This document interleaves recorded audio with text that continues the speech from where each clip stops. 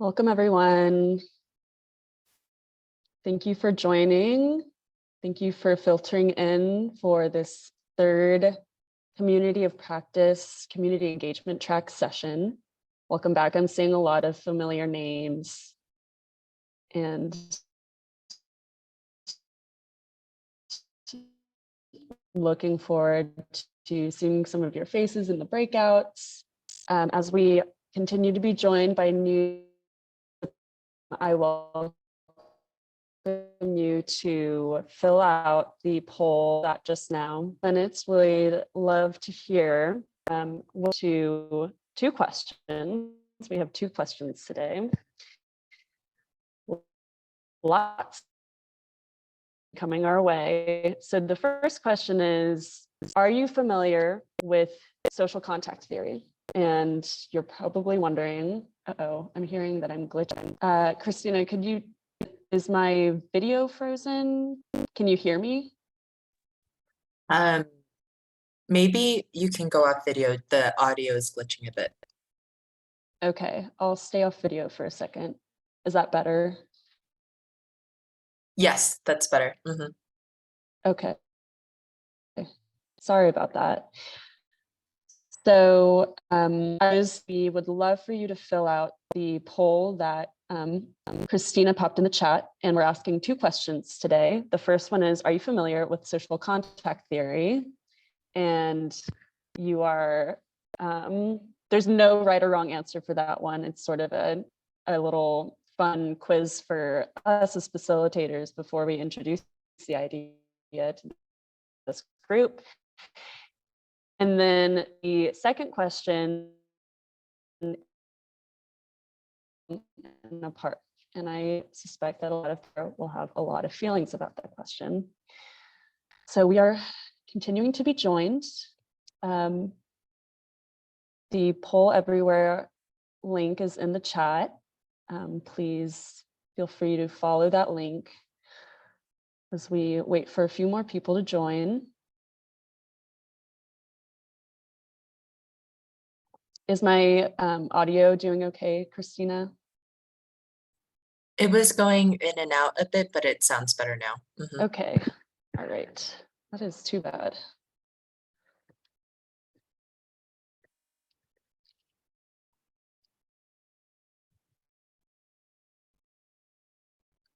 All right.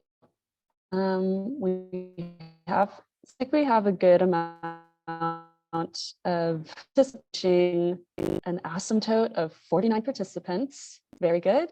And so, wow, all right. I'm super, this is really interesting. So our first question, are you familiar with social contact theory? The majority said no. And some said yes. So that is really cool. I would love to know who said yes and where that came from. Many are not sure. That makes total sense as well. This next question, what makes you feel safe in a park? Other people, clean spaces, clear sight,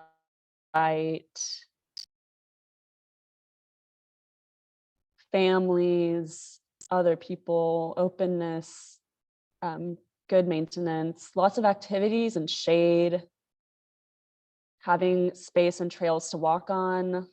Someone likes hearing other people talking and laughing, me too. Clean and maintained, readable signage. So a lot about the physical environment. Some feel safe when other people are there. Having a place to sit, trees, that all makes a lot of sense. Lots of activities. Great. So if you haven't already, please feel free to fill out that poll. Again, it's in the chat as we continue to welcome some new people. But we are going to move into the agenda today. It is going to be really exciting. We have some fantastic speakers to help us as the parks field understand how in social cohesion within the communities we work. So you'll be hearing from Dr. Linda Trapp, who is from University of Massachusetts Amherst, and Daniel Valdez from Welcoming America. And not on this slide, you'll also be hearing from Kerry Simmons from the Trust for Public Land, and he will be announcing a grant, so please stay tuned for that. And then the last half will be breakout groups where we'll get to dig into what does this look like on the ground floor and close out with next steps. Next slide.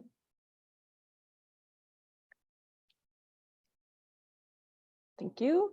And before we get into today's session, just looking back at our last session in December of 2022, a whole year ago, we focused on how to make the initial point of contact with communities and specifically how to demystify the idea of hard to reach communities and where to begin when it comes to building relationships of our own with a representative sample of these communities. So a lot of it had to do with what works well. And we heard from both the presentation and participants that compensating community members through partners, offering translation and supporting existing events all worked really well for building initial contact.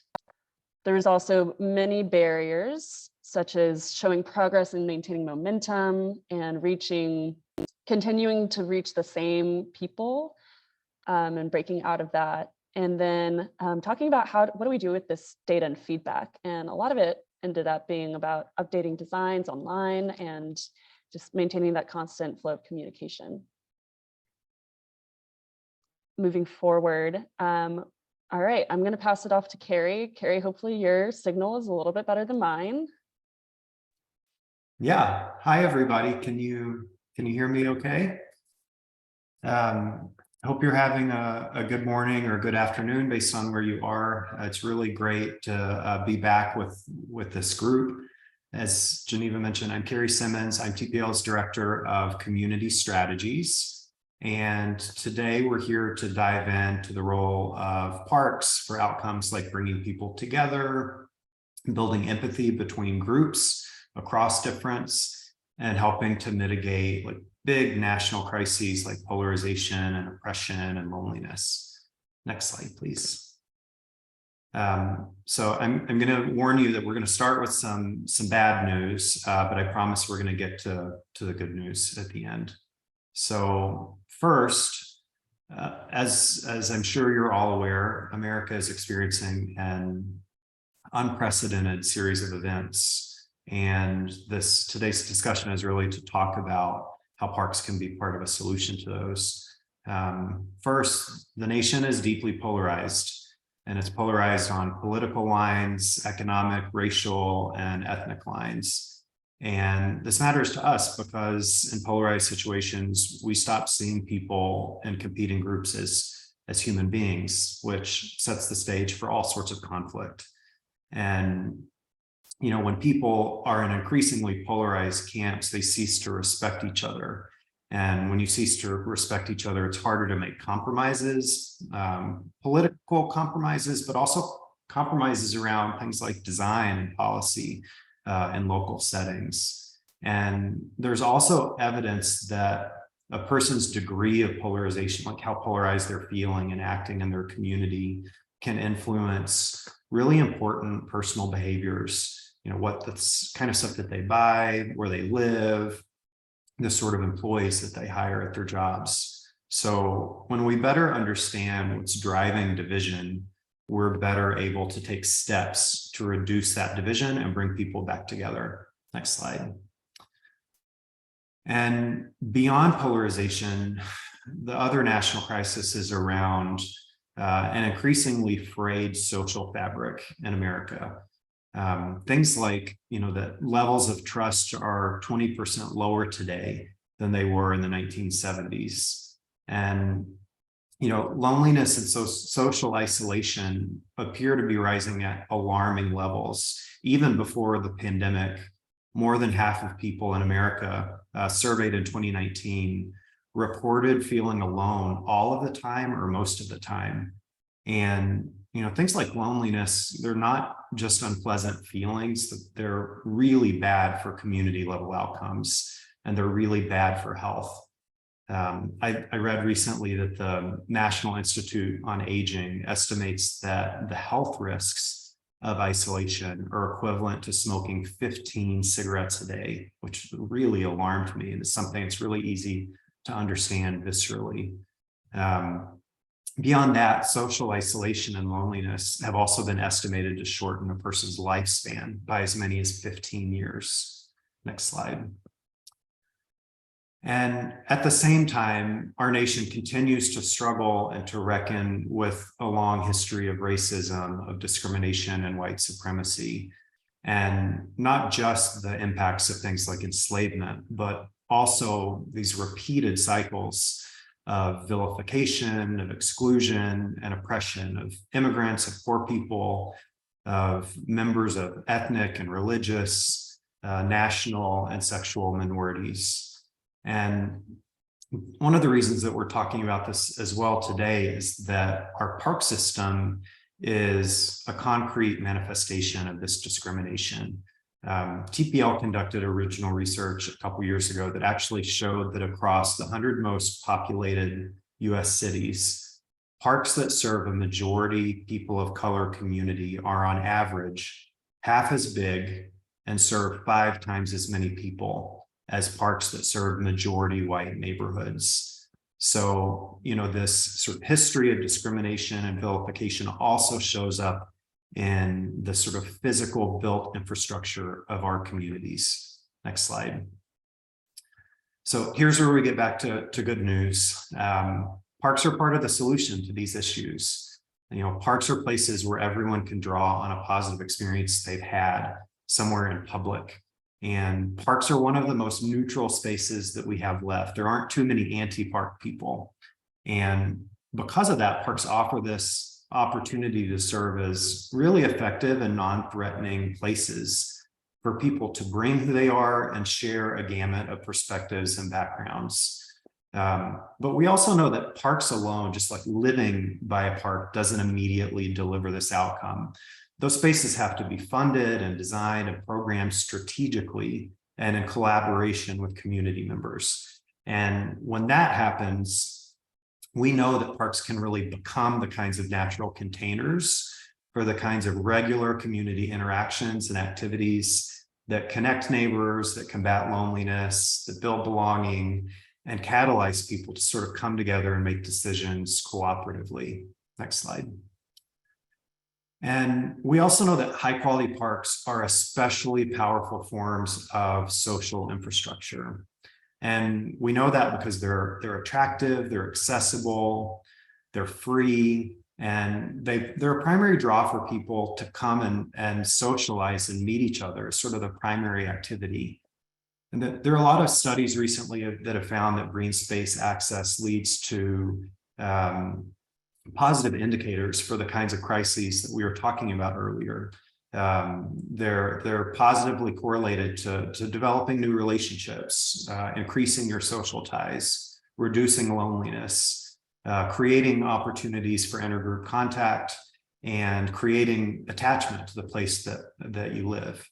And a growing body of evidence shows that community engagement activities, specifically in parks, those kinds of activities where you're making decisions together, are an effective means of increasing sense of belonging for marginalized groups who often experience barriers to park usage due to their lack of access or due to discriminatory actions or generational trauma that have resulted in longstanding environmental injustice or distrust.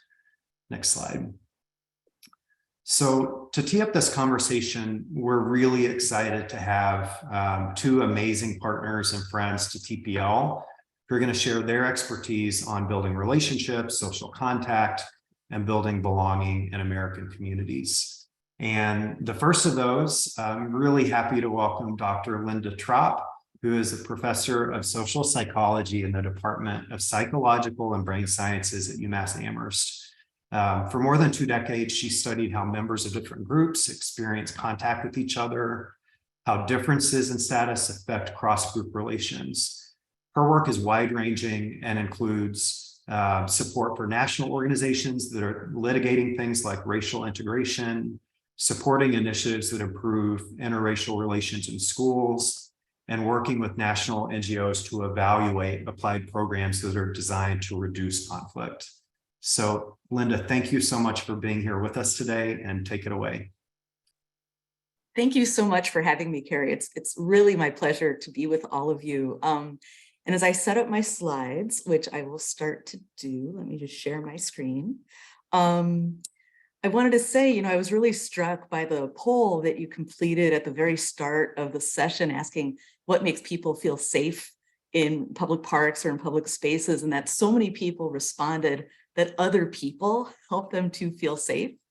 And part of what I want to talk about is, on the one hand, might those feelings of safety or a sense of belonging really depend on who those other people are, whether they're members of our own groups or other social groups. So what I'm going to talk about today, and kind of introducing what we refer to as social contact theory, is how we can build bridges among people from different social groups, so that regardless of who you encounter in your social environments or public spaces, whether it's people from your own group or people from other groups, that everyone feels a sense of safety and inclusion and feeling welcome and a sense of belonging. So that's kind of a preface for what I'll be talking about today. And first, I really just want to start off by defining what we mean by intergroup contact. You'll sometimes hear the term social contact or intergroup contact being used interchangeably, but for the purposes of what I'm talking about today, what I really mean is meaningful face-to-face interaction between people from different social groups, whether those are racial or ethnic groups, host society members and newcomers such as refugees or immigrants, people from different economic backgrounds who are living in different economic communities, and so on. And just to give you a brief overview of research in this area, we conducted what's known as a meta-analysis, which is where you try to find every single study ever conducted on a particular topic, and then you can statistically pool the results together to see overall, what do these studies tell us? So for this analysis, we found more than 500 different studies looking at the effects of intergroup contact, what happens when we bring people from different groups together. These studies were conducted between the 1940s and the year 2000, and they include data from more than 250,000 individuals from 38 countries. And what we find overall is that greater levels of contact between people from different social groups is associated with a reduction in prejudice and bias between those groups.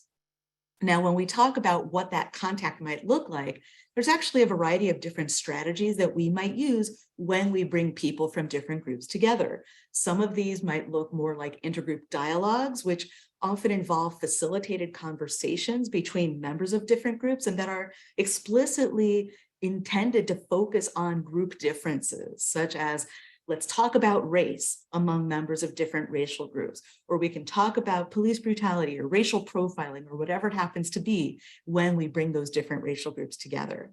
Another strategy would be to focus on interactive activities, where instead you're organizing activities that involve and engage members from different groups who are working together, but where there's a less explicit focus on group differences. And I wanted to mention this different types of approaches to implementing contact programs, because sometimes when we focus explicitly on group differences during contact, and especially when members of the different groups don't know each other well, that can oftentimes make people feel uncomfortable or threatened or unprepared to talk about that elephant in the room.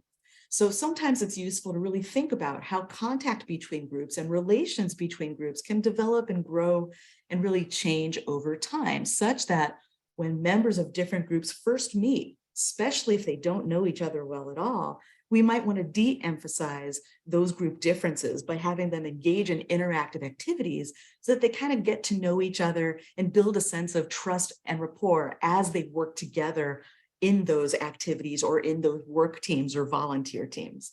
And then once we see that trust and rapport start to develop, then we can re-emphasize those group differences and perhaps talk more directly about the meaning and role of group differences as those groups relate to each other. So I want to give you some examples of many different types of interactive activities that might be used in community settings, and some of which you might have been using in your own communities. A lot of these involve kind of public art projects like designing and painting murals, or creating public parks, or beautifying public spaces, building playgrounds, cultivating community gardens, playing sports, or sharing concrete skills like bicycle maintenance or cooking classes or things like that. There's a variety of types of interactive activities that you can have people from different social groups or communities engage in together, where they really have to work and engage with each other in order to promote these positive outcomes like reduced bias or lower levels of prejudice between those groups. So when we have different activities that we want groups to engage in together, we also want to think about how we set the stage to maximize the likelihood that their interactions with each other will lead to positive outcomes like improved attitudes or reduced prejudice. And so there's a few optimal conditions that are oftentimes mentioned in the research literature, things like establishing equal status between the groups, so that even if members of different social groups are treated differently, or some might be more subject to discrimination relative to others, as Carrie was saying, that when they're brought together for the purposes of these interactions, that they can trust that they will be treated and regarded as equals.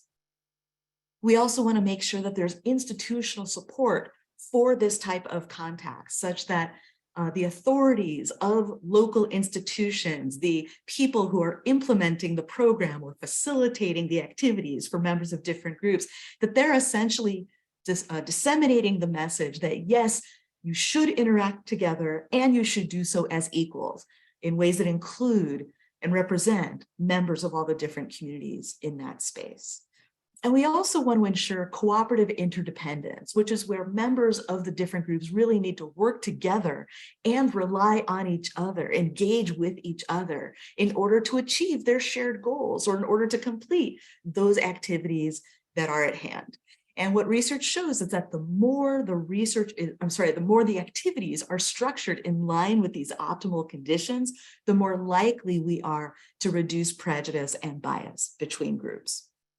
And here I really want to emphasize the importance of active cooperation towards shared goals, because we can think about activities where we might bring members of different groups together so that they can engage, but some of these might be a little more passive in nature, right? Where they might attend a performance or watch a film or go to an art installation or attend a cookout.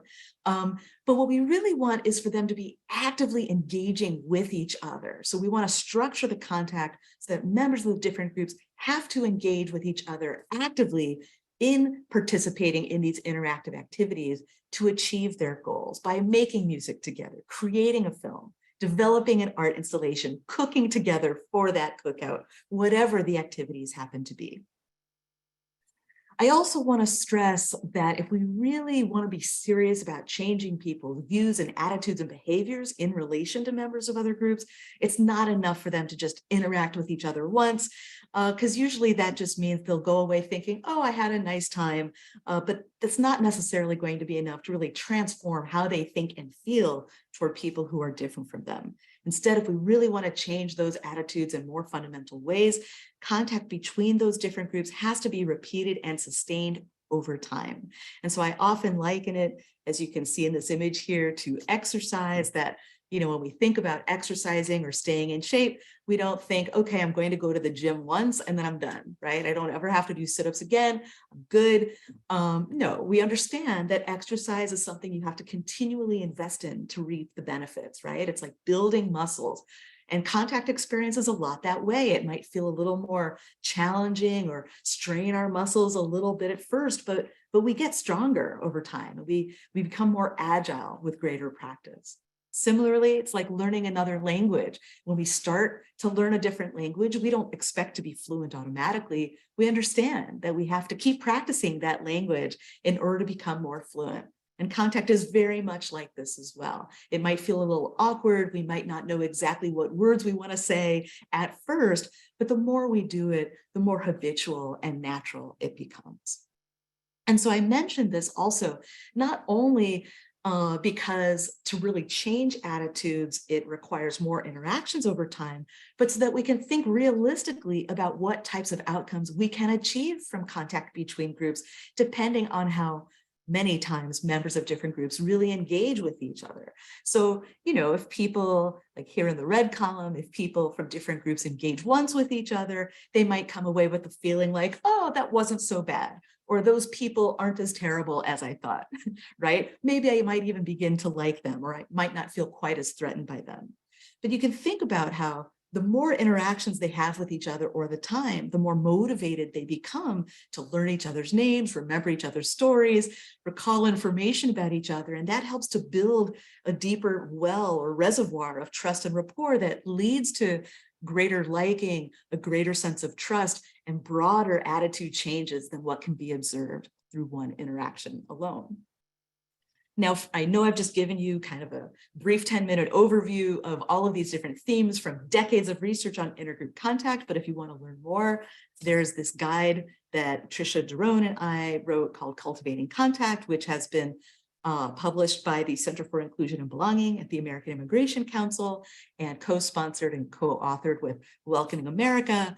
And so thank you for your attention, and I look forward to any questions or comments that you might have. Thank you so much, Linda. And make sure to think of those questions for Linda and for our next speaker. We're going to have, I think, 10 or 15 minutes at the end of our next speaker's presentation for you to ask your questions. So with that, now I'm so happy to introduce Daniel Valdez. Daniel is based in Charlotte, North Carolina, and serves as the Senior Director of External Affairs at Welcoming America. Daniel's career has centered around advocacy and education efforts on issues like civic engagement, immigrant rights, racial justice, health disparities, and economic mobility. And in his role at Welcoming America, he oversees the organization's development, communications, marketing, and strategic partnerships. Daniel, thank you so much for being here with us today, and take it away. Yes, thank you so much, Carrie, and everyone at TPL for the invitation. Looking forward to the conversation. Really, one of the things that I really appreciate about these kinds of learning opportunities and cohorts is really the chance to answer questions or to have dialogue and conversation. So a lot of the things that we think about when it comes to social contact theory has been summarized really well by both Carrie and Dr. Trop. So I'm gonna share a little bit about Welcoming America and the work that we do, and looking forward to the conversation. So we can go to the next slide, please, and we can talk a little bit about our work at Welcoming America. So Welcoming America supports communities building a welcoming society where every person, including immigrants, can fully contribute and shape our shared prosperity. And we do that through the Welcoming Network.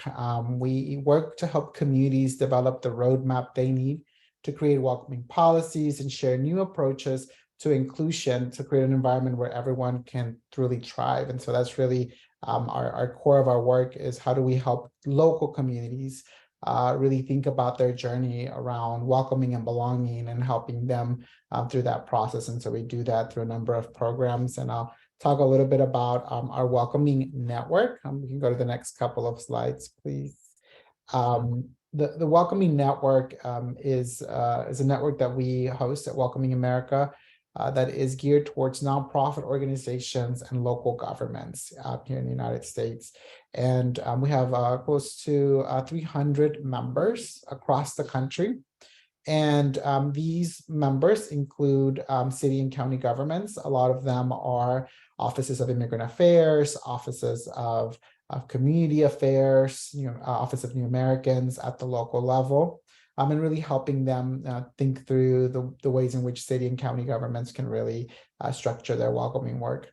We also work with nonprofit organizations that run the gamut from cultural and arts institutions and organizations to immigrant rights and advocacy organizations, service delivery organizations, libraries, and a number of other economic development agencies as well. So our our range in terms of our welcoming network is pretty broad in the folks that we support. And the welcoming network is an opportunity for us to share resources like the one that was shared earlier that we had an opportunity to partner there with the American Immigration Council. And those kinds of tools and resources are available to our members, as well as technical assistance and coaching, as well as learning cohorts similar to the ones that you all are participating in. So the Welcoming Network is really the backbone of the organization, and through that we flow a number of other programs as well. We also have an international welcoming program. Our international welcoming program brings together peer organizations like Welcoming America to talk about the ways in which we can help our local networks and our local members. And so we have currently 8 members of our international alliance, and that includes Australia, Germany, New Zealand, the UK, Canada, the United States, and Spain. Let's go on to the next slide, please. One of the things that came out of our work with the network is the Welcoming Standard. And so the Welcoming Standard is a document or a roadmap that we've created that outlines the kinds of programs, policies, and practices at the local level that should be in place in order for our community to really start working and advancing on welcoming and belonging work. And this Welcoming Standard is the basis for our Certified Welcoming Program. The Certified Welcoming Program, and we can go on to the next slide, is a program that certifies city and county governments across the country against the Welcoming Standard. So the Welcoming Standard highlights these programs and policies, and it's a roadmap that can be used by any entity. And then the certification program itself is for city and county governments. And as of today, we actually have another city on here. We just announced it, and they're about to do a press conference at 3, but the city of Philadelphia has also joined as one of the certified welcoming places. So these are the cities that have gone through the audit program that we have, our certification program, and they have met the requirements under the standard. And so these are communities that are really investing time and effort into their welcoming work, and our certification program is helping local communities and city and county governments really think through what their work looks like at the local level and what they can do. So that's in a short sort of span of time, a little bit about our Welcoming America, some of our programs. I will save our Welcoming Week information to a little bit later in the presentation, because I think this is a really great place for you all to engage with and connect. But why should Parks and Rec departments really care about welcoming and belonging? And we can go through these slides here. We can go to the next slide. There's a number of reasons why, and I think that Carrie summed it up way better than I could, and all of the data behind why parks are so important and outdoor spaces are so important for this kind of work. It is the right thing to do, but beyond that, public spaces like parks and recreation centers have the potential to really literally bring people from all walks of life together, right? And in all kinds of different ways, whether it's being able to utilize the space for other partners to use, or for people to just use on a day-to-day basis. Parks and public spaces are a place where people come together, and the way we design this and the way we leverage that can really help contribute to how the social cohesion work happens at the local level. And so Parks and Rec centers can be a catalyst for social cohesion initiatives and help set the tone for any given community. And I think that, that many of you have probably experienced that in your communities in terms of what the role of outdoor spaces and parks can be in a local community. And you know, Dr. Traub talked a little bit about the ways in which that shows up in public spaces, and how co-creation is such an important piece of it. So I think that sort of leads into the next part of this, which is how can Parks and Recs departments participate in welcoming work at the local level. And the toolkit that was shared earlier, I think, has some really great tips and resources and ideas on how to do that. But I think it's important to start this work internally to make your spaces more welcoming. And this is about thinking about how are you approaching the creation and design of a park, for example, if that's something that that you all are embarking on, to how are we thinking about our own internal policies around welcoming and inclusion that can really help generate and set the stage for doing this work externally as well. So really thinking about how are we internally thinking about our design of our parks, our staffing and our policies around that, and also how are we engaging the community to help us create programming that is relevant, it's useful, and it's wanted by community members. And so that's really the work of doing that internally. We can go on to this is right here. You can partner with your local governments and nonprofit organizations to leverage your role in your community as a convener, as a thought partner, and as a gateway. A lot of times parks and public spaces have a way to bring together communities that other organizations or that your local government is trying to reach, to get to, and to engage in their programs. And so there is an opportunity here for parks to partner with those local entities and to leverage that role that you play in the community as a convener to really be that neutral space, as was mentioned earlier, and to help set the stage for that interaction, that meaningful one-on-one interaction that happens with community members.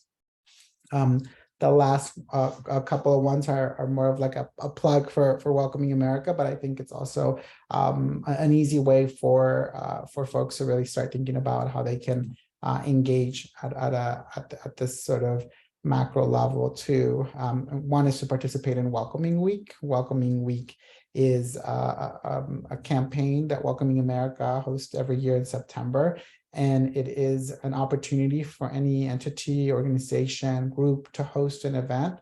And the spirit of Welcoming Week is that these events are bringing together people across differences. They're highlighting the contributions of newcomers in their communities and are creating meaningful contact between and among groups as well. And so Welcoming Week is a great way to connect at this sort of global campaign level. So Welcoming Week happens in the United States and in a number of countries all over the world, where we come together during this week to really create those events, to really create those connections, and to really be a catalyst for ongoing work throughout the year.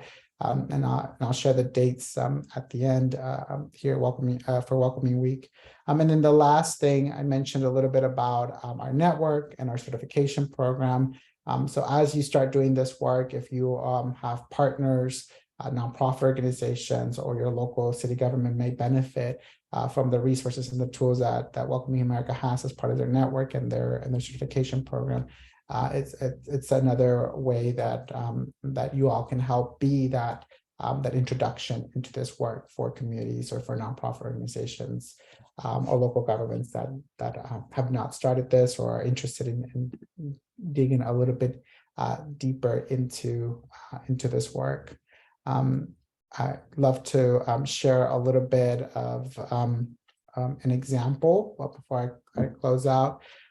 In Aurora, Colorado, we've been working with them for a number of years, and they are in their second iteration of their Welcoming strategic plan. And so these are plans that we've helped many communities across the country develop. These are what they call welcoming plans, or immigrant integration plans, or welcoming plans.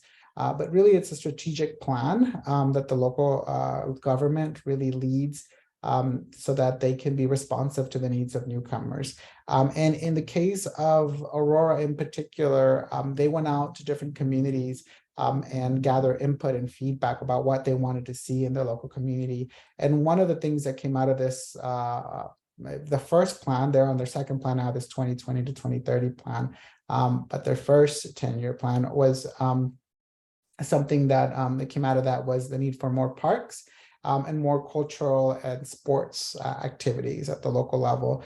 So the Office of Immigrant Integration in Aurora was able to take this back and integrate these feedback into their plan, and they have a very extensive plan, and you can look it up and read all of the different things that they've done in the first plan, and then what they have laid out in the second plan, from housing to economic development, and to access to services. But one thing that they wanted to continue to highlight was this idea of promoting arts, culture, and sports in these communities to build community cohesiveness.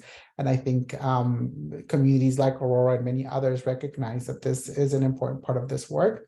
And I think that there's so many local governments that are ready to work with their parks and recs, or work with organizations that are having these outdoor spaces and venues to really be able to help promote and to utilize and leverage those as places where community cohesiveness can happen and social connection can happen. And so as a result, the city of Aurora has invested in this work and has invested in their parks and their arts and culture and their sports, because they know that this is something that the community asked for and wanted to.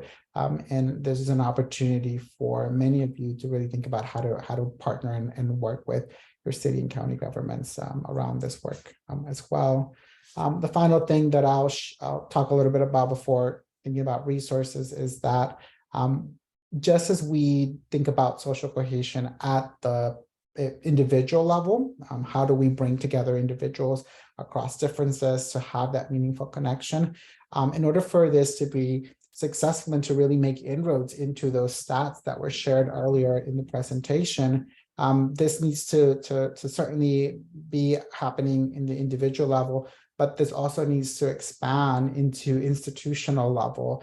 And so I think this is where Welcoming America really wants to be able to bring those learnings from our network and really bring together libraries and museums and parks and rec centers and YMCAs and Goodwills and city and county governments and chambers of commerce and community foundations, all in this way of like, how do we work together and bring folks together around maybe our different topics or focus areas that we have, but knowing that there is a need for the social cohesion to happen, more trust in our institutions, in our communities, and that all has to happen as well. And so a lot of these strategies around how do you bring together people across differences, a lot of that gets for us at Welcoming America, we utilize those kinds of learnings as well to bring together organizations that are working in different topic areas in different communities, because all of this work needs to happen in conjunction and together so that we can start making those inroads. So really great to see all of you participating in these in this cohort. And then I'll share just some resources. The Cultivating Contact toolkit was already mentioned, but it is a tool that we helped out with as well, and it has a lot of great information on there. And Dr. Trop has done an amazing work around creating this toolkit that's really easy to follow. We also have a cookbook. It's called The Taste of Belonging. And food is a great way to bring people together and to really be able to connect across lines of differences. And so this cookbook has some recipes from all over the world, from folks in our staff and in our partners, but it also has some ways that you can utilize this toolkit, this cookbook, as a way to do some social contact and to bring folks together. And then finally, the other tool that I wanted to share was our Bridging Divides, Creating Community, Arts, Culture, and Immigration. And this is around how do you create a sense of belonging and community in actual public spaces and place-based work and what that looks like. So that's another tool that's pretty extensive and had some really great information there for you all as well. And then I'll close it out with the dates for Welcoming Week. If you haven't participated before, it'd be great to connect and to have you all participate in Welcoming Week. It's September 8th through the 17th this year. And it encompasses the start of Hispanic Heritage Month. It also encompasses Citizenship Day.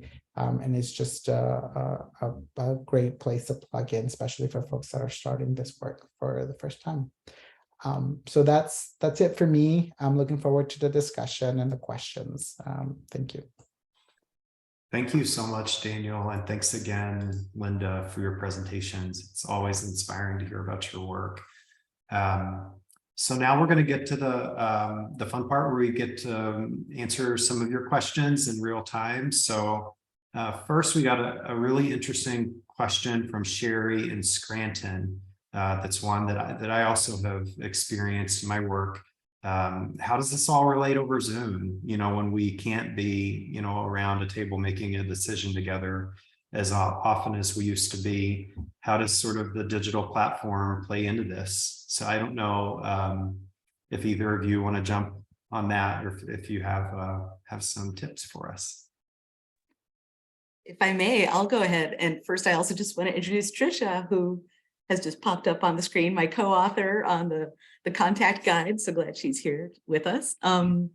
So a couple of things. One is there's also been research on what people are calling e-contact, or like electronically mediated contact through computers and virtual formats, showing in many cases comparable effects to in-person communication. I still tend to think that, like, when you're breaking bread or directly in a room with somebody, it's a different energy. So I don't know that I'd be inclined to say everything should go digital or virtual.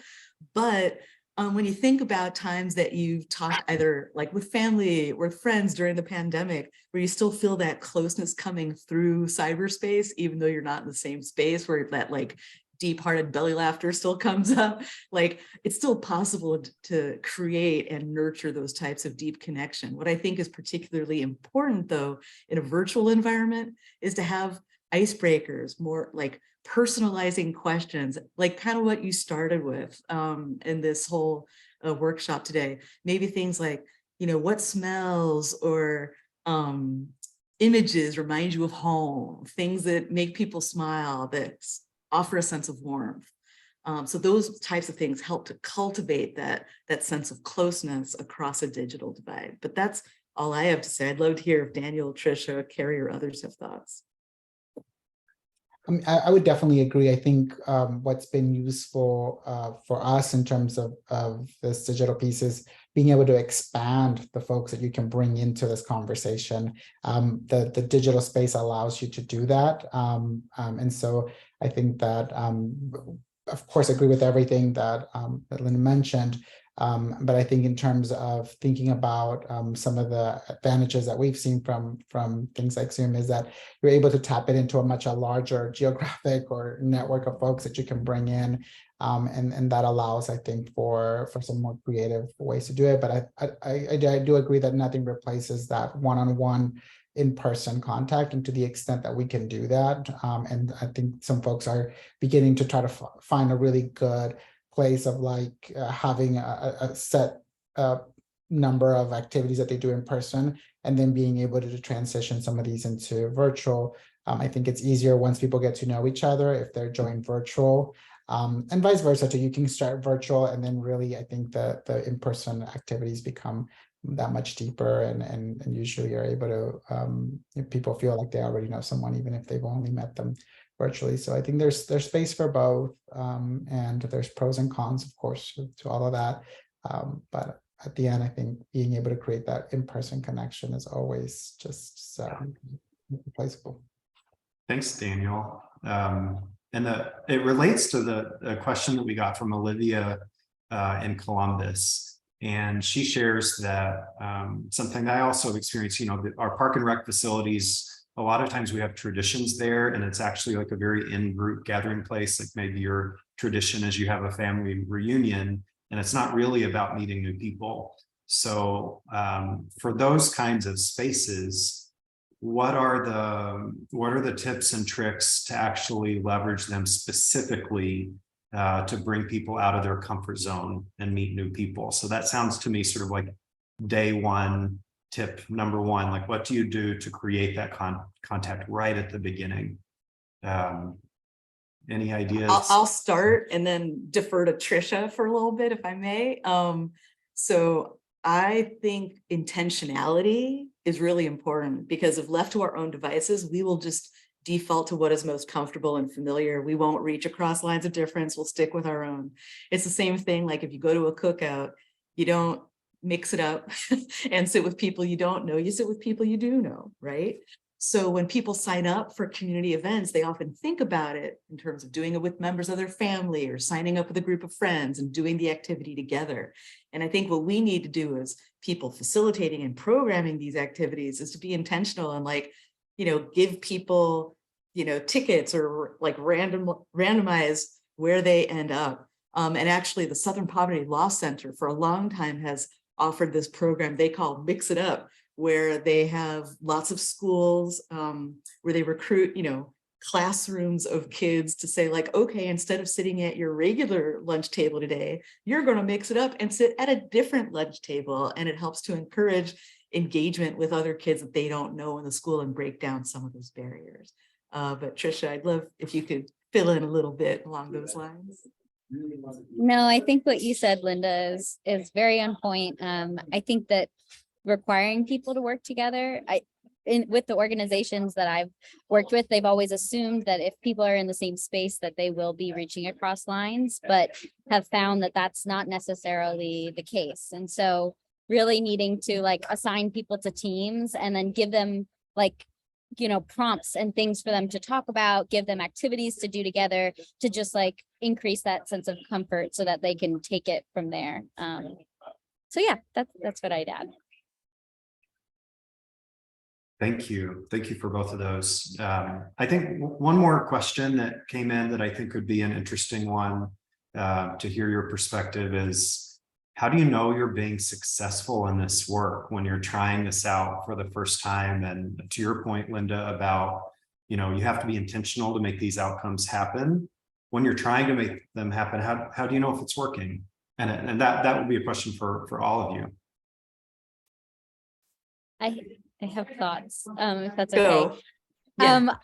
I mean, I think it's important to ask people. So before you even start doing any programming, ask people how they feel about certain things. Ask people what the issues are. If they want to be interacting with this group, why or why not? So you can get a sense of where your starting places. Like, what are the problems? What are the issues that seem to be there? And then you can continue to ask and assess at different points of the project to see whether people's responses, you know, if you ask the same questions, are those answers to those questions changing? I think that that's a really good place to start. Linda, Yeah, Daniel? Danielle, feel free. No, I was just going to say, I think co-creation is really important in order to set it up for success. Like if you think, if you're able to meet with folks, get their feedback, what would be useful and what do they want to do, I think that's going to make it that much, you know, easier for you to be successful. I would also say that this work doesn't happen overnight and it takes a really long time.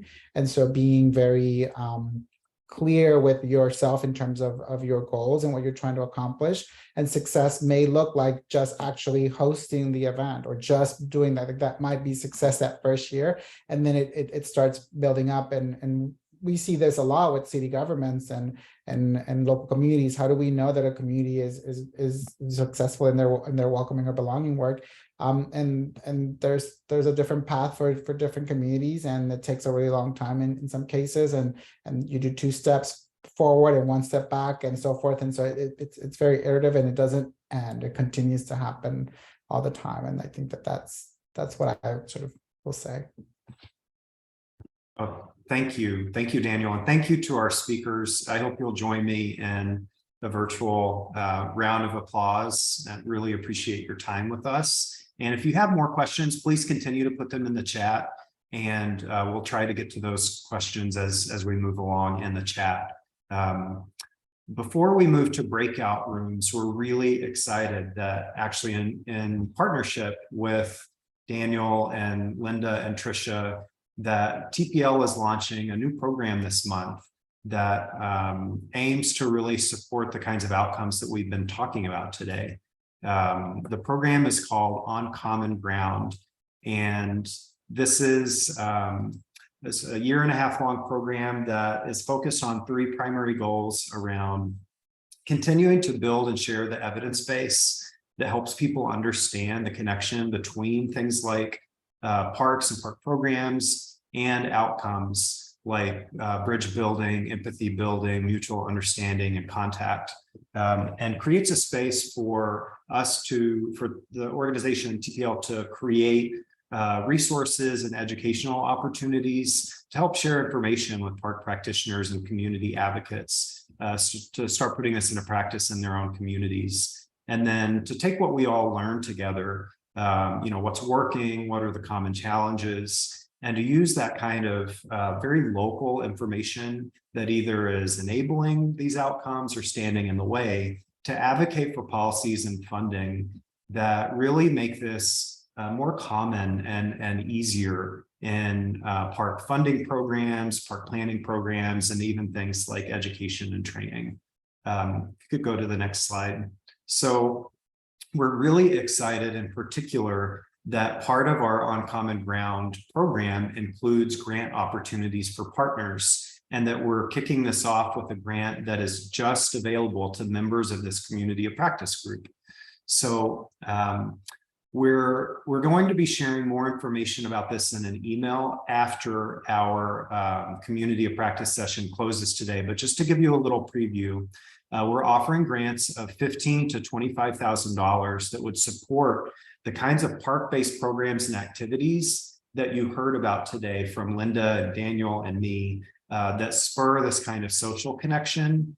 And we're going to be offering those to 8 to 12 members of this group. And those are activities that would occur over this summer and fall sort of park activation season. So we'll be sharing more information about that with all of you. You can expect that in the next day or two. And then the application will formally open on February 17th. We'll have an info session for you to come and ask questions. And then applications will formally be due on March 10th.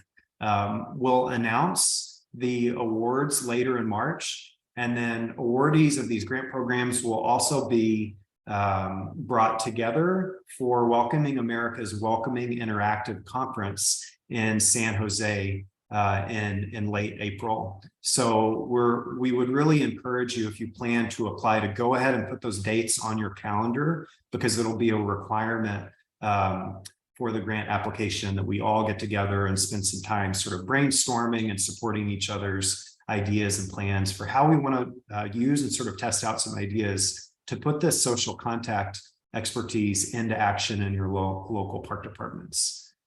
So thanks again to our speakers. And now I'm going to hand it to Christina and Malik to divide us into our breakout groups so that we can get together and talk about what we've learned and share some experiences from our local communities together. Great, thank you, Carrie. And I'm sure folks have a lot of questions about this grant opportunity. So we really encourage folks to join on the 23rd. And for now, we will set the breakout room timer for about 32 minutes. And facilitators can just make sure to bring everyone back into the main room with 5 minutes remaining. But these are the 3 questions that TPL folks will walk each group through. And it's around reflecting on today's presentation around social contact theory, how this can be infused within your own work, and also brainstorm and reflect on events, programs, and activities. And then the last question around requirements